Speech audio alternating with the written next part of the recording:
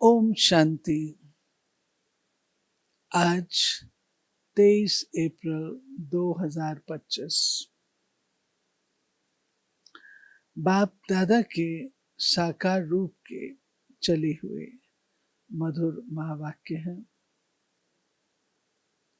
आज की मुरली में है कि बच्चे, मैं आया हूं तुम सबकी थकावट मिटाने। तुम थके क्यों? तुम थके इसलिए हो कि द्वापर युग से तुमने मंदिर बनाए, दान पुण्य किया, खूब पैसे खर्च किए, हाथ में तो कुछ लगा नहीं, नुकसान ही नुकसान ही नुकसान होता रहा, इसलिए थक गए। अब मैं इस थकावट को मिटाता हूं। सुनते हैं बाबा के आज के डायरेक्ट महावाक्य। मीठे बच्चे, अब नाटक पूरा होता है, वापस घर जाना है। कलयुग अंत के बाद फिर सतयुग रिपीट होगा, ये राज सभी को समझाओ। प्रश्न है, आत्मा पाठ बजाते बजाते थक गई है, थकावट का मुख्य कारण क्या है? उत्तर है, बहुत भक्ति की, अनेक मंदिर बनाए, पैसा खर्च किया, धक्के खाते खाते सतो प्रधान आत्मा तमो प्रधान बन गई। तमो प्रधान होने के कारण ही दुखी हुई। जब किसी बात से कोई तंग होता है तब थकावट होती है। अभी बाप आए हैं सब थकावट मिटाने। ओम शांति। रूहानी बाप बैठ बच्चों को समझाते हैं। उनका नाम क्या है? शिव। यहां जो बैठे हैं तो बच्चों को अच्छी रीति याद रहना चाहिए। इस ड्रामा में जो सबका पार्ट है वो अब पूरा होता है।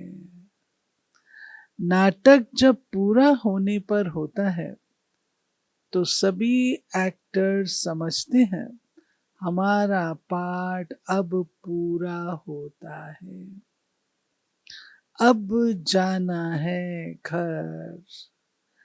तुम बच्चों को भी बाप ने अभी समझ दिए। ये समझ और कोई में नहीं है। अभी तुम्हें बाप ने समझदार बनाया है। बच्चे, अब नाटक पूरा होता है, अब फिर नए सिर चक्र शुरू होना है। नई दुनिया में सतयुग था, अभी पुरानी दुनिया में ये कलयुग का अंत है। ये बातें तुम ही जानते हो जिनको बाप मिला है। नए जो आते हैं तो उनको भी ये समझाना है। अब नाटक पूरा होता है, कलयुग अंत के बाद फिर सतयुग रिपीट होना है। इतने सब जो हैं उनको वापस जाना है अपने घर। अब नाटक पूरा होता है। देखो बाबा ने कितनी बारी कहा, अब नाटक पूरा होता है, अब नाटक पूरा होता है। इससे मनुष्य समझ लेते कि प्रलय होती है।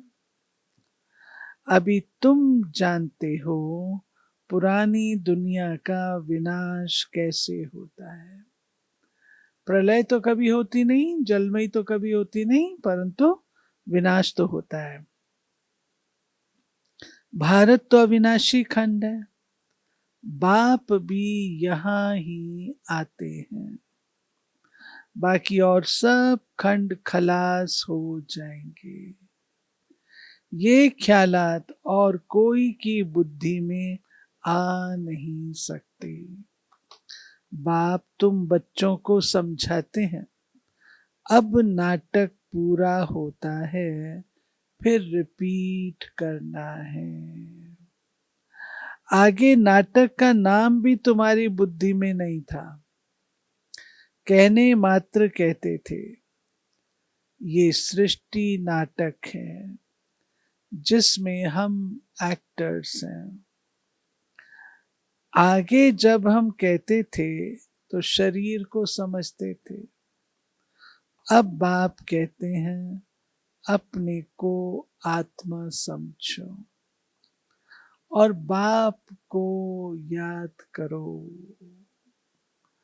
अब हमको वापस घर जाना है। बाबा बार बार आज रिटर्न जर्नी की कमेंट्री है मुरली। हाँ, वो है स्वीट होम।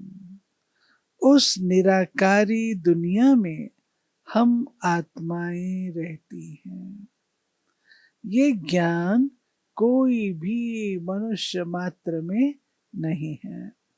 अभी तुम संगम पर हो, जानते हो अभी हमको वापस जाना है। पुरानी दुनिया खत्म हो तो भक्ति भी खत्म हो। पहले पहले कौन आते हैं, कैसे ये धर्म नंबर वार आते हैं, ये बातें कोई शास्त्रों में नहीं है। ये बाप नई बातें समझाते हैं, ये और कोई समझा ना सके। बाप भी एक ही बार आकर समझाते हैं। ज्ञान सागर बाप आते ही एक बार हैं, उनको बार बार आने की जरूरत ही नहीं है।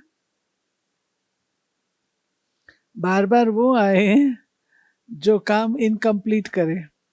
बाबा तो अपना पूरा काम कंप्लीट करते, एक ही बार आते हैं, स्थापना भी करते हैं, विनाश का भी काम करते हैं। बाबा कहते हैं हाँ, अब हमको ज्ञान सागर बाप आते ही एक बार हैं, जबकि नई दुनिया की स्थापना पुरानी दुनिया का विनाश करना है। बाप की याद के साथ ये चक्र भी बुद्धि में रहना चाहिए।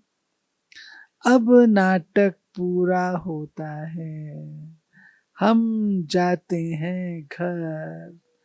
पाठ बजाते बजाते हम थक गए हैं, पैसा भी खर्च किया, भक्ति करते करते हम सतो प्रधान से तमो प्रधान बन गए।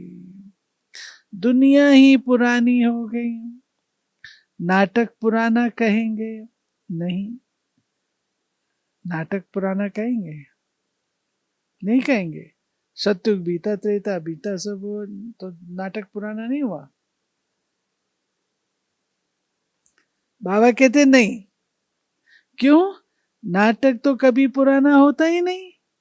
नाटक तो नित्य नया नया नया होता रहता है, ये चलता ही रहता है। बाकी दुनिया पुरानी होती है। हम एक्टर्स तमो प्रधान दुखी हो जाते हैं, थक जाते हैं। सत्युग में थोड़ी थकेंगे। कोई बात में थकने व तंग होने की बात नहीं। यहाँ तो अनेक प्रकार की तंगी देखनी पड़ती है। तुम जानते हो ये पुरानी दुनिया खत्म होनी है, संबंधी आदि कुछ भी याद नहीं आना चाहिए। एक ही बाप को याद करना चाहिए, जिससे विकर्म विनाश होते हैं। विकर्म विनाश होने का और कोई उपाय नहीं है। गीता में भी मन मना भव अक्षर है, परंतु अर्थ कोई समझ ना सके। बाप कहते हैं मुझे याद करो और वर्षे को याद करो। तुम विश्व के वारिस अर्थात मालिक थे, अभी तुम विश्व के वारिस बन रहे हो, तो कितनी खुशी होनी चाहिए। अभी तुम कौड़ी से हीरे मिसल बन रहे हो, यहां तुम आए ही हो बाप से वर्षा लेने। तुम जानते हो जब कलाएं कम होती हैं तब फूलों का बगीचा मुरझा जाता है। अभी तुम बनते हो garden of flowers. Satyug garden है, वास्तव में होना चाहिए flower of the garden. Satyug garden है तो कैसा सुंदर है। फिर धीरे धीरे कला कम होती जाती है। दो कला कम हुई, गार्डन मुरझा गया। अभी तो कांटों का जंगल हो गया है।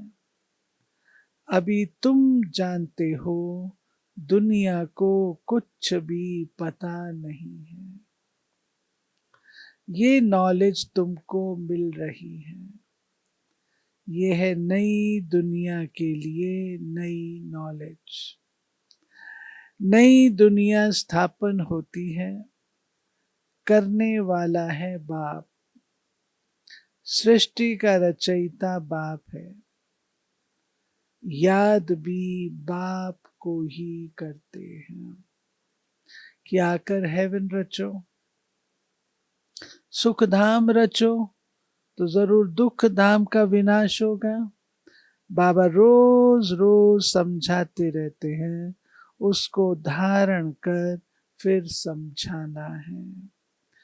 पहले पहले तो मुख्य बात समझानी है, हमारा बाप कौन है जिससे वर्षा पाना है। भक्ति मार्ग में भी गॉड फादर को याद करते हैं।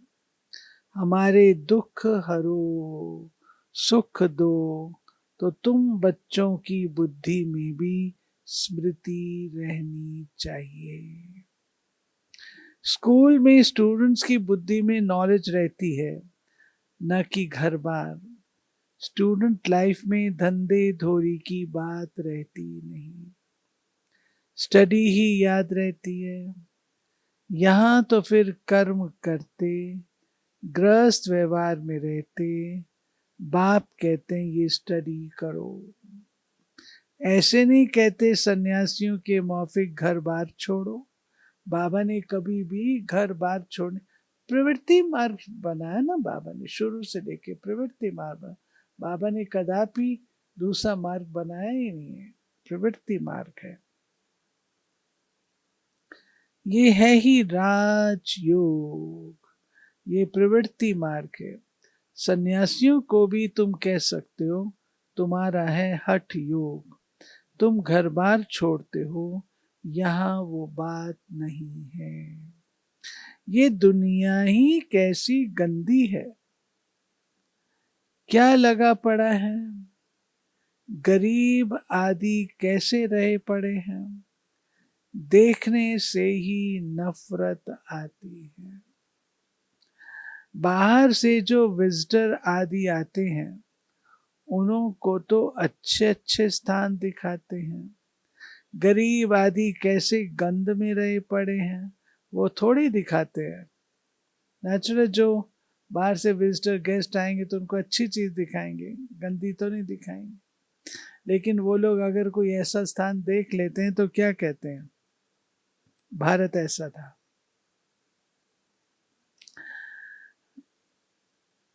ये तो है ही नर्क, परंतु उनमें भी फर्क तो बहुत है ना।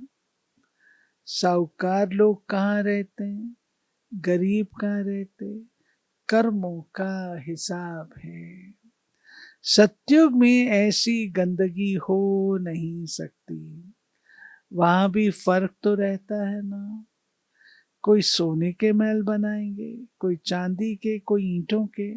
यहाँ तो कितने खंड हैं, एक यूरोप खंड ही कितना बड़ा है, वहां तो सिर्फ हम ही होंगे। ये भी बुद्धि में रहे तो हर्षित मुख अवस्था हो।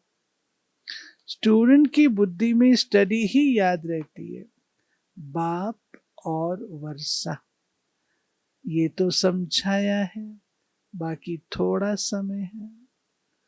वो तो कह देते लाखों हजारों वर्ष, यहाँ तो बात ही 5,000 वर्ष की। तो कहते हैं कितने करोड़, 4 अरब 32 करोड़। अब बताओ, इतना कोई नाटक होता है क्या, इतना लंबा चौड़ा।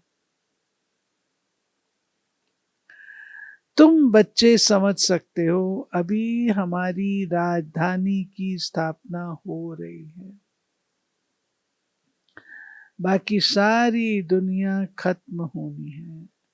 ये पढ़ाई है ना, बुद्धि में ये याद रहे, हम स्टूडेंट हैं, हमको भगवान पढ़ाते हैं। बाबा कहते ये बात बुद्धि में रहनी चाहिए, हम विद्यार्थी हैं, हमको पढ़ाने वाला बाबा है। तो भी कितनी खुशी रहे, ये क्यों भूल जाता है, माया बड़ी प्रबल है, वो भुला देती है। स्कूल में सब स्टूडेंट्स पढ़ रहे हैं, सभी जानते हैं हमको भगवान पढ़ाते हैं। वहां तो अनेक प्रकार की विद्या पढ़ाई जाती है, अनेक टीचर्स होते हैं। यहाँ तो एक ही टीचर है, एक ही स्टडी है, बाकी नायब टीचर्स तो जरूर चाहिए। बाबा कहते हैं, बाबा मैं टीचर हूँ, सुप्रीम टीचर हूँ, लेकिन नायब बना असिस्टेंट, छोटे। स्कूल है एक, बाकी सब ब्रांचेस हैं, पढ़ाने वाला एक बाप है। बाप आकर सबको सुख देते हैं। तुम जानते हो आधा कल्प हम सुखी रहेंगे, ये भी खुशी रहनी चाहिए। शिव बाबा हमको पढ़ाते हैं, शिव बाबा रचना रचते हैं स्वर्ग की, हम स्वर्ग का मालिक बनने लिए पढ़ते हैं। कितनी खुशी अंदर में रहनी चाहिए। वो स्टूडेंट भी खाते पीते सब घर का काम आदि करते हैं। हाँ, कोई हॉस्टल में रहते हैं तो जास्ती पढ़ाई में ध्यान रहेगा। आजकल फर्क हो गया, लेकिन शुरू हम लोग के जमाने में कोई भी विद्यार्थी को सिर्फ पढ़ना ही पढ़ना ये नहीं होता था, उसको हर चीज आनी चाहिए। मुझे दादी जी याद आ रही हैं, दादी प्रकाश मणि, जब कन्याओं की टीचर्स ट्रेनिंग होती थी, और मेरा भाग्य रहा है जो टीचर्स ट्रेनिंग में जब से ट्रेनिंग शुरू हुई है तब से उनमें मेरा रोल रहा है, दादियों के साथ सेवा करने का, ट्रेनिंग कराने का। तो दादी हमेशा ये कहते थे कि आशा, इनको पढ़ाई के साथ साथ स्थूल हर चीज आनी चाहिए।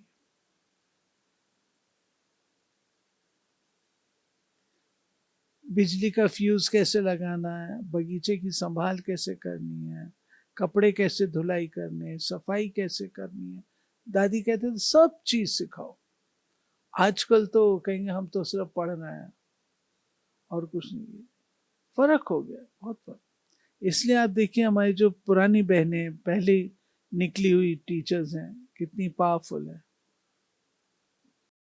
आजकल वो ताकत नहीं है।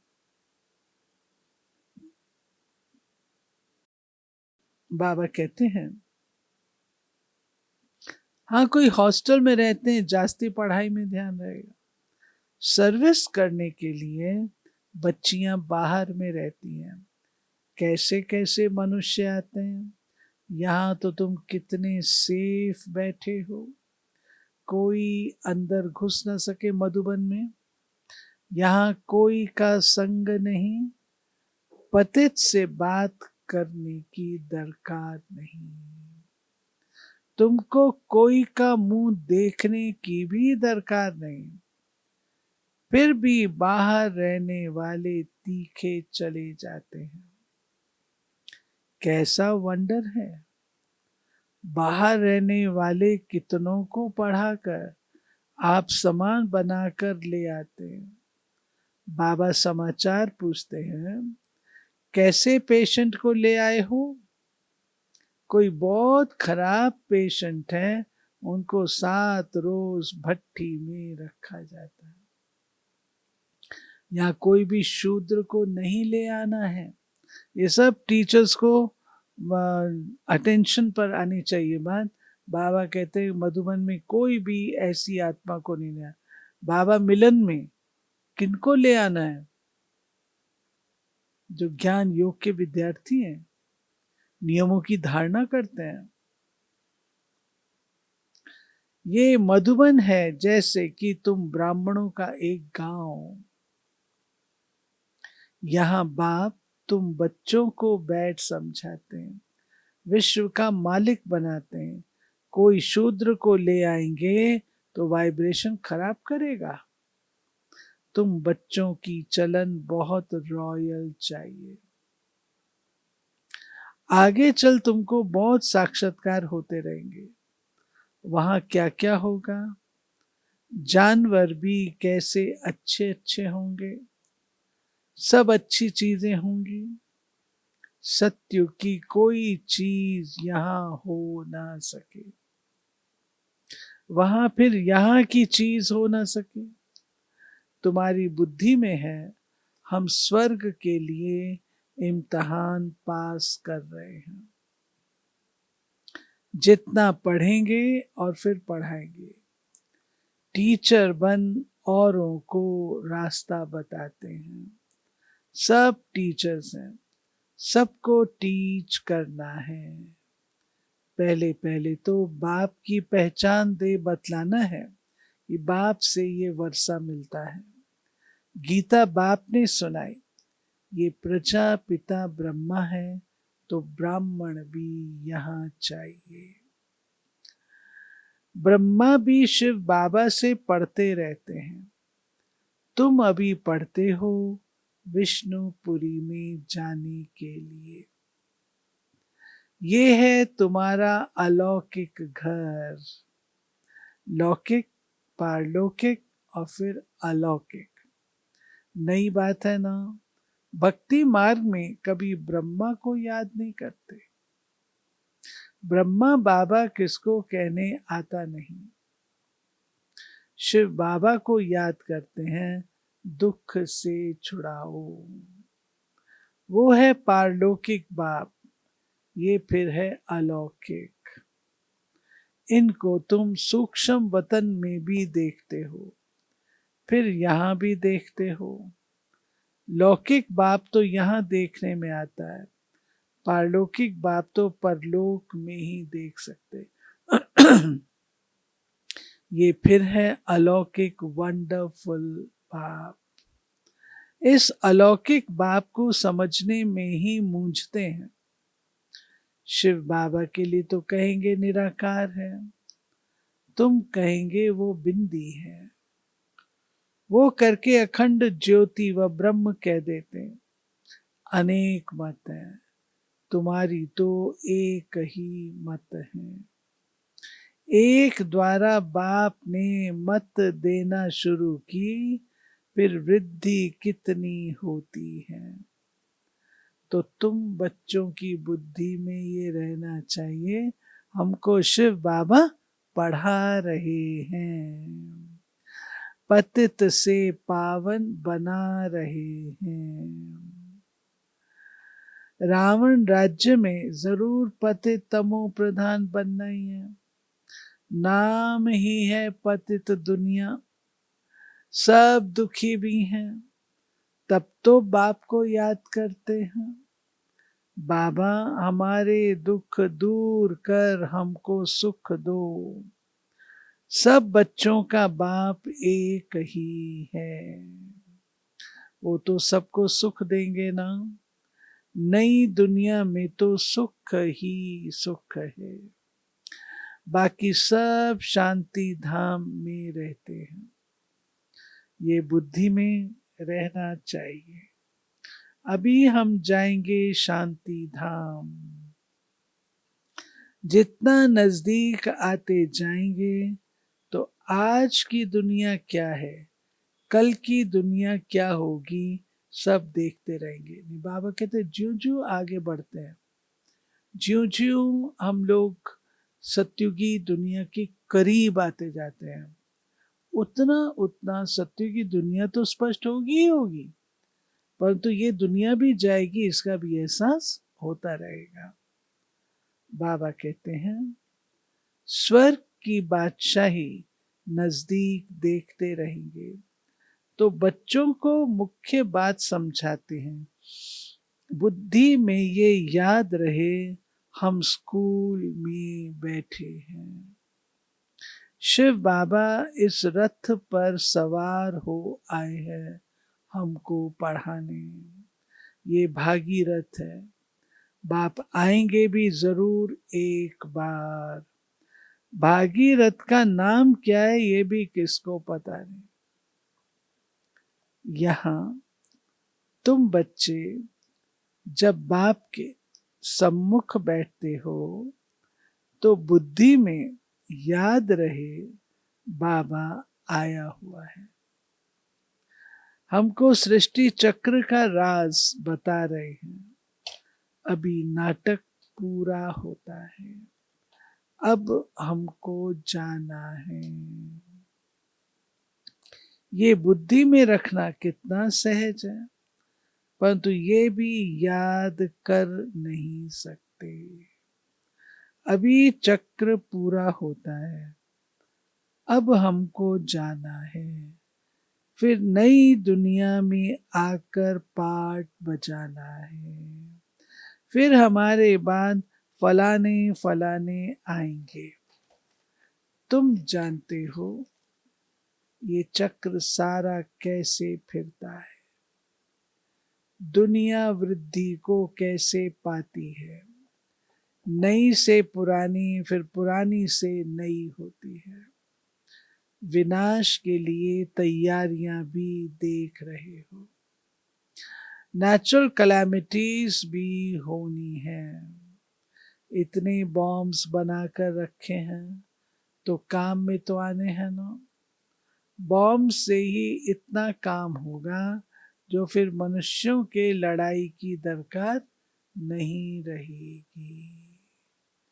लश्कर को फिर छोड़ते जाएंगे, विनाश होगा तो होगा, और इतना सारा लश्कर पॉपुलेशन को छोड़ते जाएंगे, बॉम्ब्स फेंकते जाएंगे, इतने सब मनुष्य नौकरी से छूट जाएंगे तो भूख मरेंगे। ये सब होने का है। फिर सिपाही आदि क्या करेंगे, अर्थक्वेक होती रहेगी, बॉम्ब्स गिरते रहेंगे, एक दो को मारते रहेंगे, खूनी नाहक खेल तो होना है ना। तो यहां जब आकर बैठते हो इन बातों में रमण करना चाहिए। शांति धाम सुख धाम को याद करते रहो, दिल से पूछो हमको क्या याद पड़ता है। अगर बाप की याद नहीं है तो जरूर बुद्धि कहाँ भटकती है। विकर्म भी विनाश नहीं होंगे, पद भी कम हो जाएगा। बाबा कहते हैं देखो, याद में कठिनाई क्यों होती है, याद क्यों नहीं कर सकते, कठिनाई क्यों होती है, बुद्धि भटकती क्यों है। बाबा कहते इसलिए इधर उधर की बातें बुद्धि में होती हैं। जब अंदर ऑलरेडी भरा हुआ है तो बाबा याद कैसे आएगा, बुद्धि तो खाली चाहिए ना। बाबा कारण क्या है आगे सुनो, क्यों योग नहीं लगता, उसका कारण है। बाबा कहते हैं विकर्म भी विनाश नहीं होंगे, पद भी कम हो जाएगा, बाप की याद नहीं ठहरती तो चक्र का सिमरण करो तो भी खुशी चढ़े।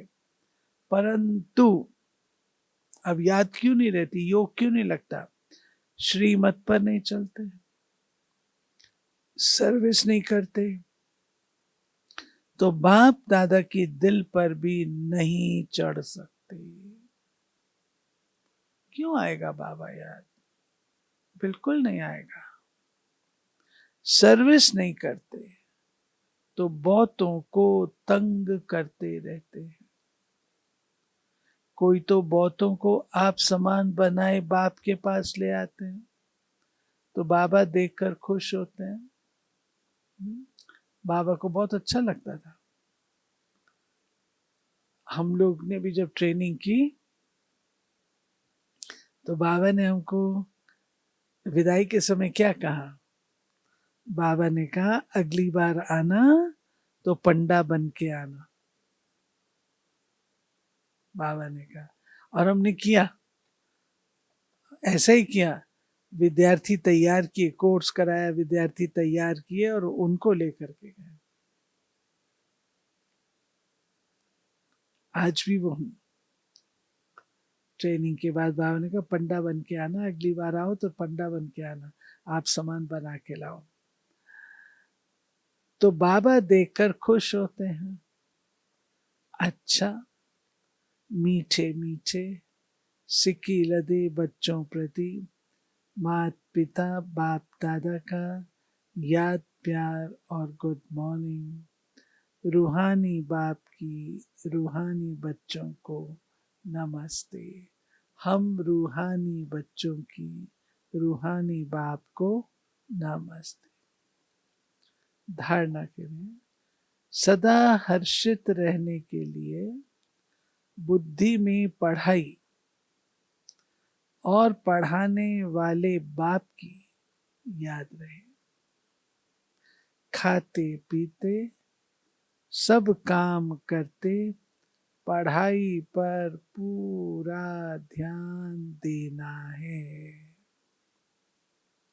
दूसरा, बाप दादा की दिल पर चढ़ने के लिए श्रीमत पर बहुतों को आप समान बनाने की सर्विस करनी है।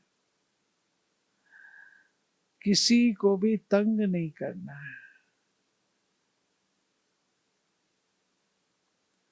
वरदान, अशरीरीपन के इंजेक्शन द्वारा मन को कंट्रोल करने वाले एकाग्र चित्त भाव। जैसे आजकल अगर कोई कंट्रोल में नहीं आता है, बहुत तंग करता है, उछलता है, पागल हो जाता है, उनको ऐसा इंजेक्शन लगा देते हैं जो वो शांत हो जाए। ऐसे अगर संकल्प शक्ति आपके कंट्रोल में नहीं आती तो अशरीरीपन का इंजेक्शन लगा दो, फिर संकल्प शक्ति व्यर्थ नहीं उछलेगी, सहज एकाग्रचित हो जाएंगे। लेकिन यदि बुद्धि की लगाम बाप को देकर फिर ले लेते हो तो मन व्यर्थ की मेहनत में डाल देता है। अब व्यर्थ की मेहनत से छूट जाओ। स्लोगन: अपनी पूर्वज स्वरूप को स्मृति में रख सर्व आत्माओं पर रहम करो। आप पूर्वज हो, ऐसी स्मृति में रख सब पर रहम करो। अव्यक्त इशारे: कंबाइंड रूप की स्मृति से सदा विजयी बनो। जैसे शरीर और आत्मा दोनों कंबाइंड होकर कर्म कर रहे हैं, ऐसे कर्म और योग दोनों कंबाइंड हों। कर्म करते याद न भूले और याद में रहते कर्म न भूले, क्योंकि आपका टाइटल ही है कर्म योगी। कभी कभी ऐसा भी होता है ना, हम बहुत याद में बैठे थे, योग में बैठे, हमें पता ही नहीं लगा ये कब हो गया, तो वो भी रॉन्ग है ना। आप बैठे हो याद में मोस्ट एक्यूरेट राइचियस के साथ और पता ही नहीं लग रहा क्या गलत हो रहा है।